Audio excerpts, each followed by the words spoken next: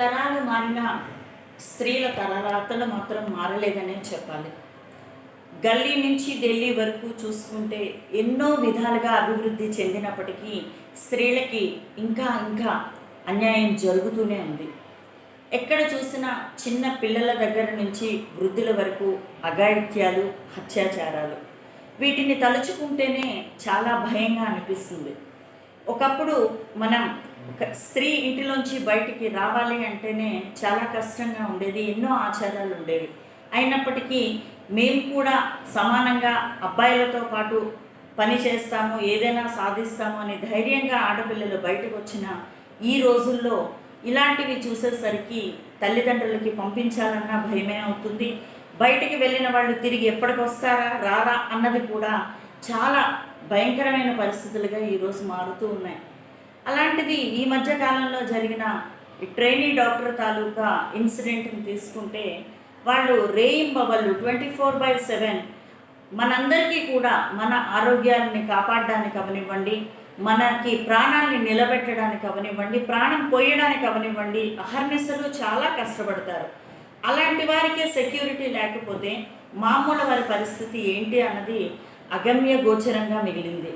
So ఇలాంటి వాటికి దయచేసి ఈ చట్టాల్లో కొన్ని మార్పులు తీసుకొచ్చి వెంటనే ఇలాంటి నిందితులకి సరైన శిక్ష వెంటనే, అంటే ఎక్కువ టైం తీసుకోకుండా శిక్షిస్తే కనుక మిగతా వాళ్ళకి కొంచెం భయం వచ్చి ఆ రూట్లో వెళ్ళకుండా కాస్త గౌరవం ఇస్తారు ఆడపిల్లలకి. కనుక దయచేసి ఈ విషయంలో ప్రతి ఒక్కరూ కూడా ఆలోచించి ఒక కఠినమైన శిక్షణ ఏదైనా అలాంటి నిందితులకి వేసిన రోజు ఇలాంటి అఘాయిత్యాలు అవనివ్వండి, అత్యాచారాలు అవనివ్వండి ఆపడానికి కొంత అవకాశం ఉంటుందేమోనని నా అభిప్రాయం. నమస్కారం అండి అందరికీ. నా పేరు డాక్టర్ సానియ, బొబ్బిల్లో పీడియాట్రిషియన్గా పనిచేస్తున్నాను.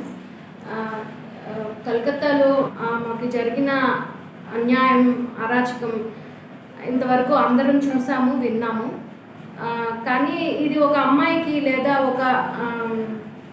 ఒక డాక్టర్కి అనేదానికంటే ఒక ఇండియన్కి ఇండియాలో జరిగిన అవమానం.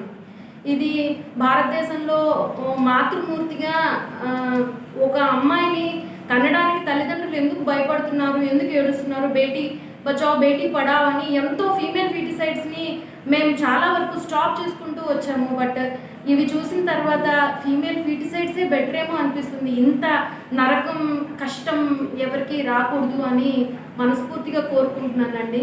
సొసైటీకి కూడా ఎకానమీ, ఎమోషన్స్, ఎకలాజికల్ బ్యాలెన్స్ అనేది లేకపోతే అసలు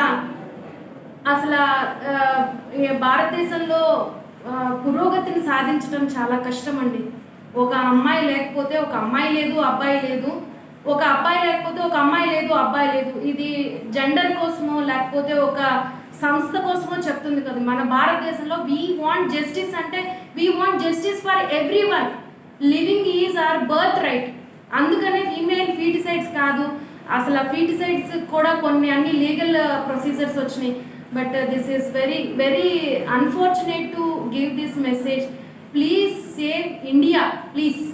Being an Indian, being a responsible person, I am seeking everyone, please save India. Thank you very much.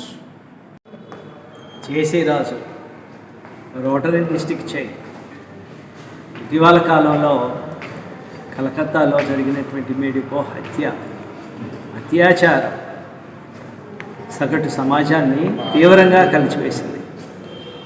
ఇంచుమించుగా ఒక నెల రోజుల పైన ఆ మెడికో అత్యాచారం చేసి చనిపోయినప్పటికీ ఈరోజు వరకు కూడా దోషులను పట్టుకోలేకపోయారు. అసలు ఆ చనిపోయిన అమ్మాయి అంటూ మెడికో కుటుంబానికి అసలు న్యాయం జరిగిందా? న్యాయం చేశారా? న్యాయం చేయాల్సినటువంటి వాళ్ళే అన్యాయంగా ప్రవర్తిస్తూ ఉంటే ఆ మెడికో కుటుంబానికి న్యాయం ఎలా జరుగుతుంది? తక్షణమే ఎంత పెద్దవారైనా వాళ్ళు ఏ స్థాయిలో ఉన్నప్పటికీ కూడా మెడికో మీద అత్యాచారం చేసి హత్య చేసినటువంటి ఆ నిందితులను ఖచ్చితంగా పట్టుకోవాలి, బహిరంగంగా ఉరితీయాలి. రోజుకొక ఆడపిల్ల మీద మానభంగాలు, అత్యాచారాలు జరుగుతున్నాయి. వీటిని నియంత్రించాలంటే ప్రభుత్వం తక్షణమే చర్యలు తీసుకోకపోతే సమాజం సిగ్గుతో తలవంచుకోవాల్సినటువంటి పరిస్థితి ఏర్పడుతుంది.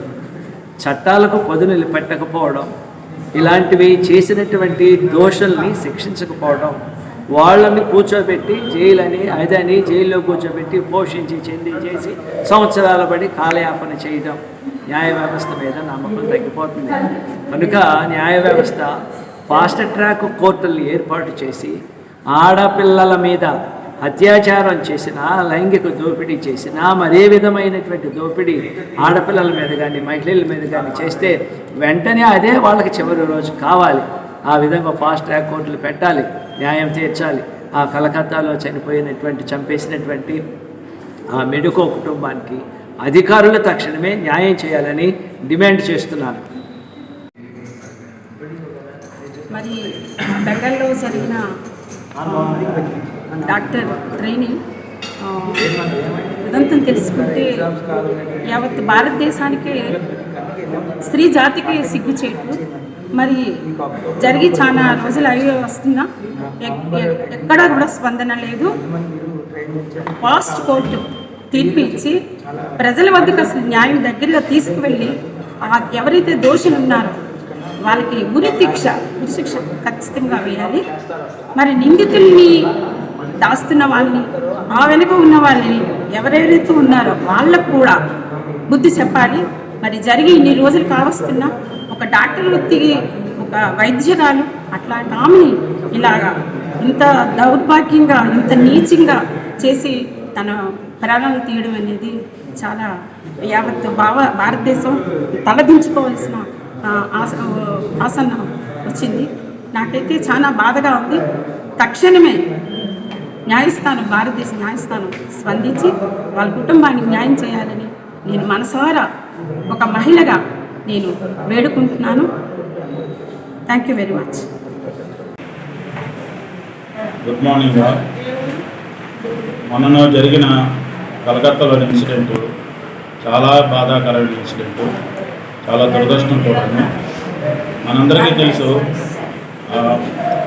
మహాతల్లి 36 గంటలు వర్క్ చేసింది. ఆ రోజే కాదు వర్క్ చేయడం, ప్రతిరోజు కూడా డాక్టర్స్ అందరికీ, స్టాఫ్లకి, స్టాఫ్ నర్సెస్కి, ఇక్కడ పనిచేసిన హాస్పిటల్ సిబ్బంది అందరూ కూడాను 24 గంటల కంటే 45 గంటలు పనిచేస్తున్నారు. ఎన్నో ఒడిదుడుకులు చూసుకొని పనిచేస్తున్నారు. అలాంటి ఒక అమ్మాయికి చాలా దారుణంగాను హింసించి ఆవిని మానభంగం చేసి చంపడం జరిగింది. అది మనం అందరూ కూడాను ఖండించవలసిన విషయం. ఆ ఒక్క ఇన్సిడెంటే కాకుండా ఫ్యూచర్లోని ఇంకెప్పుడు కూడా ఎవరికి కూడా ఈ విధమైన ప్రాబ్లం రాకుండా మనందరం కూడాను మన ఆడబిడ్డలను కాపాడుకోవాల్సిన పరిస్థితి వచ్చింది. మనందరం కూడాను అలాగా ముందుకు వచ్చి నెక్స్ట్ ఏంటంటే అసలు ఇన్సిడెంట్ ఎందుకు జరుగుతుందని మనం ఆలోచించుకోవాలి. నెక్స్ట్ తల్లిదండ్రులు కానీ, ఫ్రెండ్స్ కానీ, మీడియా కానీ, ఆ చెత్త ఛానల్స్ వల్ల కానీ వీళ్ళందరూ కూడా ఏంటంటే బిహేవియర్ మారిపోతుంది, పూర్వలాగా ఉండట్లేదు. ఆ బిహేవియర్ మారిపోవడం వల్ల కూడా, బ్రాటప్ మారిపోవడం వల్ల, దీనివల్ల కూడాను అమ్మాయిల్ని ఒక ఆట వస్తువుగా చూస్తున్నారు. ఆ విధంగా కూడాను చాలా ప్రాబ్లమ్స్ క్రియేట్ చేస్తున్నారు. అందుకే మనందరం కూడాను ముందు నుంచి కూడాను పిల్లల్ని కానీ, చిన్నప్పటి నుంచి కానీ, స్కూల్లో కానీ, కాలేజీలో కానీ కూడా వాళ్ళందరికీ బ్రాటప్, వాళ్ళు సైకలాజికల్గా మనం మార్చాల్సిన అంత అవసరం ఉంది. ఒక 5 నిమిషాలు మనం కేటాయించి మన ఇంట్లో మన పిల్లల్ని మనం మార్చుకుందాం. అలాగైతే వాళ్ళు కూడా దృక్పథం మారుతుంది. దృక్పథం మారడం వల్ల ఆడపిల్లల్ని తల్లిగా చూస్తారు, చెల్లిగా చూస్తారు, కూతుళ్ళుగా చూస్తారు.